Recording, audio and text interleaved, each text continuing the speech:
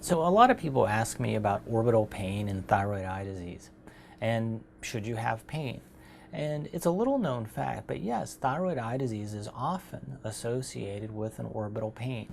People describe it often as a pain pressure sensation, and I always ask, if you had one finger, where would you localize it? And this is always a little confounding to patients because they say, well, it's not really anywhere else, it's like behind the eye. And often they point to their temple or they'll point to above their brow, but they're really trying to point behind their eye. And this pain is very hard to treat. In fact, I've had patients who've been addicted or on narcotics long term and not been able to treat this pain. But I've found two ways of treating this pain that I think are very, very effective. And we've just completed a study on one of them showing that it is 90% effective. The first way is a temporary solution.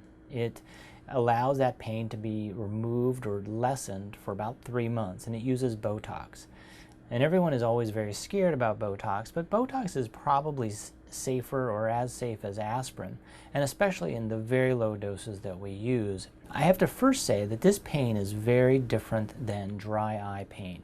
It's not a pain that's associated typically with burning or other things that are really associated with dryness of the eye, and it's not relieved with artificial tears. This is a pain pressure sensation that's always there and very rarely gets relieved. So the first method uses Botox, and everyone thinks of Botox in the cosmetic realm, but it's also been used for migraine headaches for a very long period of time. And that's where I first gained this idea and thinking, well, if this pain pressure is similar to a migraine, it might be similar to a spasm or some of the other things that cause migraine headaches. And so we first started using this, injecting it in each temple, and found dramatic results. In fact, we just reviewed a study of my patients and found that it's about 90% effective at reducing the pain and pressure. The injection is painless with a little bit of numbing cream. It takes about 2 minutes to do, and it really is effective for about 3 months afterwards. Sometimes I'll also inject the front of the brow because many patients also are always trying to protect their eyes and frowning, and this can also be a source of headaches. The other method to really relieve orbital pain in thyroid eye disease is with a decompression. And I found that the decompression works very well, especially with the removal of fat. And I tend to remove fat on almost all of my orbital decompressions, and it dramatically reduces this pain pressure sensation.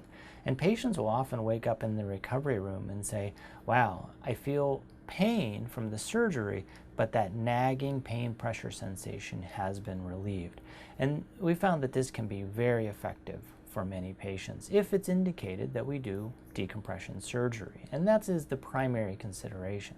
Overall, fat decompression is a very safe procedure. There's less than 1% chance of double vision, at least in our hands, and it can be done as an outpatient, either under monitored anesthesia or under general anesthesia, but either way, the patients go home and the procedure takes about an hour to do. I hope I've put to rest the myth that there is no pain in thyroid eye disease. There actually is, and this pain pressure sensation and this orbital pain is actually much more prominent than many people realize, and it can be treated.